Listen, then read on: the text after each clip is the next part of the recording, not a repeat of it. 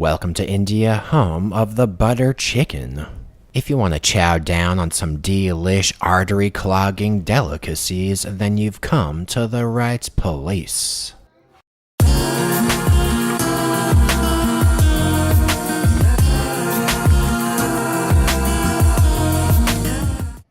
So I was cruising around downtown Delhi doing a little sightseeing action at the India Gate.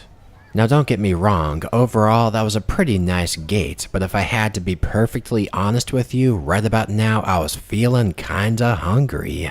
So rather than spending another New Delhi nanosecond at that gate, I figured I should get myself something to eat. So I sprinted on over to a famous New Delhi establishment called Havemore. And you best believe as soon as I busted on into that Havemore, I ordered up a wide array of delectable treats.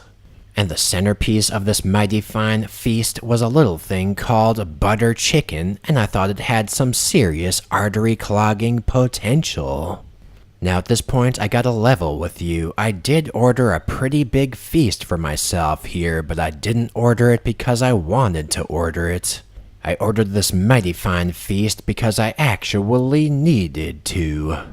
I mean, I was so crazed with hunger at this point in my travels that if I didn't jam large quantities of empty calories down my throat, there's no telling what would happen. It was pretty much a matter of survival is what I'm trying to say. Anyway, the first food I had on deck over here was a little thing called Masala Papad. It's a crunchy roasted flatbread that has fresh vegetables and spices on top, and I figured I'd take myself a bite. And wow, that fresh crunchy bite very well may be the perfect appetizer to this incredible feast. That crunchy flatbread was pretty salty, so I couldn't eat too many of these things, just enough to jack up that sodium level a tad. After all, I do have to replenish some electrolytes after sweating like a mad bull in that Delhi sun.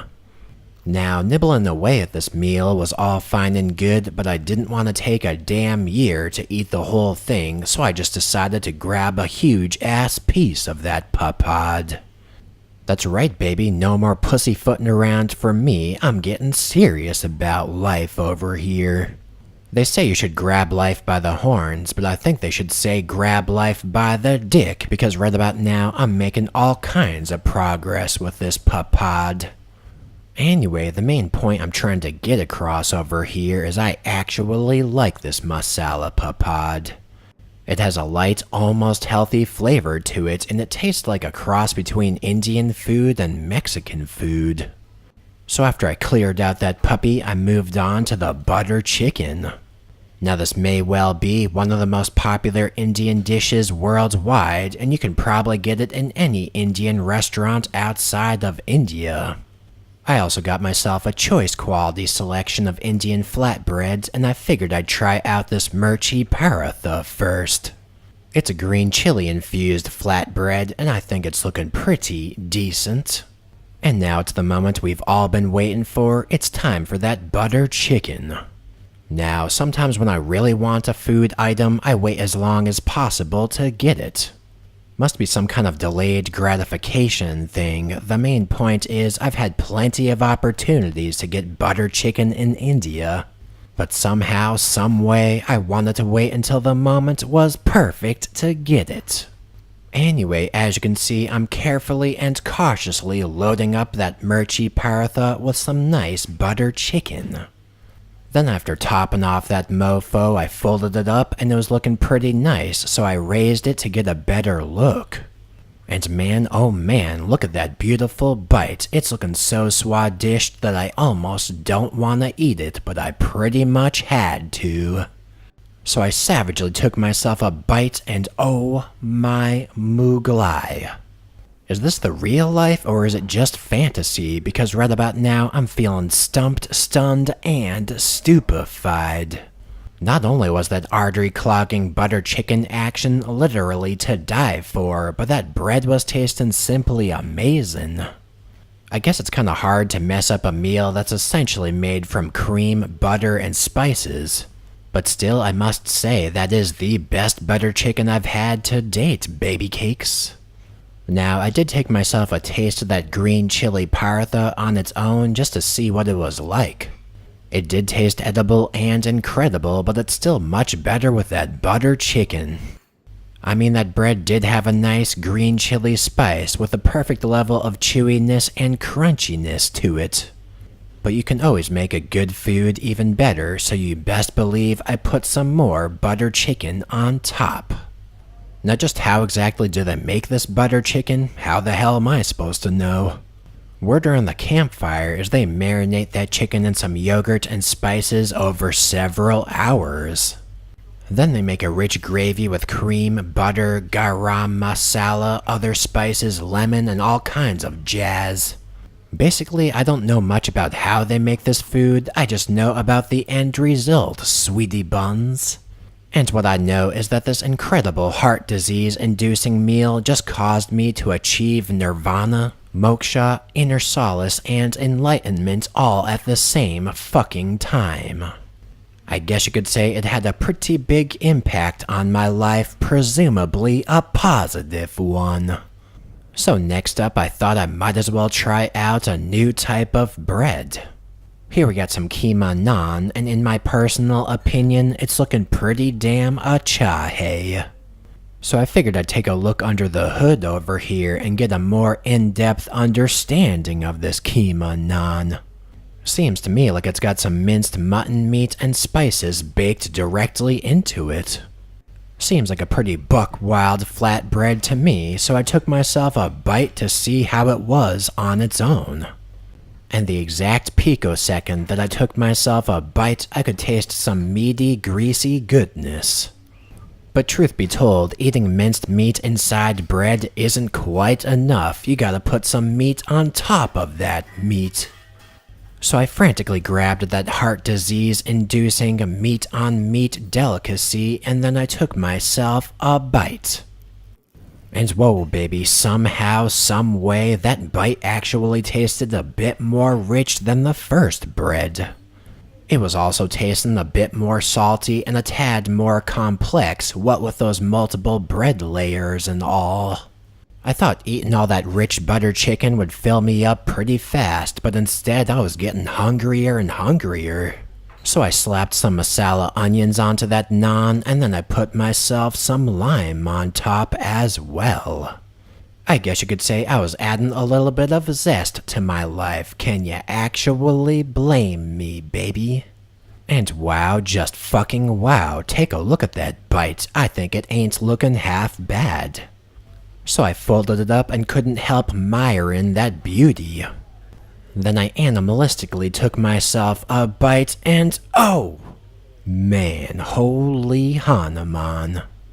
It's getting a tad messy over here, and whoa, I got a random piece of chicken flying off that bite. Nevertheless, despite that messiness, the onion and lime brought a much needed zestiness to that whole bite, and I liked it a lot. In other words, nice fucking flavor combo right there. Next up, there was one more type of bread to try out, a little thing called Missi Roti. So as with the previous breads, I figured I'd take a taste on its own, and whoa, baby, it's got a crunchy, whole grainy kind of flavor to it. I feel like I taste some spice seeds in there as well, and this bread's tasting real damn good. That bread was tasting so good that I actually couldn't stop myself from eating the whole piece. Not only did it have soul-soothing potential, but it also had life-improving potential. I guess what I'm trying to say in an indirect way is that right there was a nice piece of bread. I think that yellow Missi Roti bread was actually my favorite among all three. Now at this point, I was loving that butter chicken and bread situation, but it just wasn't quite spicy enough. So I figured I'd take this meal out with a bang and also diffuse some stereotypes while I was at it. I mean, I don't know what it is about India, but it seems like every place I go, people are surprised that I want spicy food. I don't exactly know why that is, could be because I'm a whitey, but the bottom line is we're diffusing some stereotypes now, baby. And after biting into those green chilies sandwiched between that butter chicken and bread, there was a momentary calm. Then after that, there was a serious spice explosion. Pretty fucking much, those mighty fine chilies cleared out my sinuses, and I could have sworn they boosted my immune system. And it's important to note that by the end of that spice-packed bite, there were tears in my eye. But they weren't tears of sadness, baby, they were tears of motherfucking joy. So after clearing out all of that butter chicken and bread, I gotta say I most definitely must rate this meal a 5 out of 5 Maharaja dogs. After all, it was the butter chicken experience I had dreamed of, and it most definitely improved my life in unidentifiable ways. Now, to finish off this life-affirming meal, I figured I'd get myself a sweet motherfucking treat by the name of Phirni. Apparently it's some kind of rice pudding or something, but I don't know the exact details. Whatever the case, it was looking pretty decent, so I took myself a slow, elegant, and graceful bite. And whoa, what the hell? What in the wide world of sports is that? I don't have the most developed palate in the world, but it seems to me like this just tastes like custard with some pistachios in it. Maybe a little rice tossed into the mix as well. I mean, it's not bad, but it most definitely is not life-changing either. Sorry to say, but I'm gonna have to rate this dessert a 3 out of 5 Maharaja dogs. Unfortunately, it was not the sweet motherfucking treat I had dreamed of, sweetie buns. So after all that was done, the maestro working in the place brought me out some Mukhwas. The Mukhwas are an after-meal, mouth-freshening snack, and I love them to bits. This one had coconut, large granules of sugar, fennel seeds, and sugar-coated anise seeds packed up. So I poured out some sugar-coated anise seeds onto my hand and topped it off with a little bit of coconut and a little bit of fennel seeds. It was looking like a pretty decent spice setup, so I tossed it down the hatch, and it freshened my mouth in buck wild ways. Anyway, that about does it for this Indian food tour, but if you want to see more, then feel free, baby.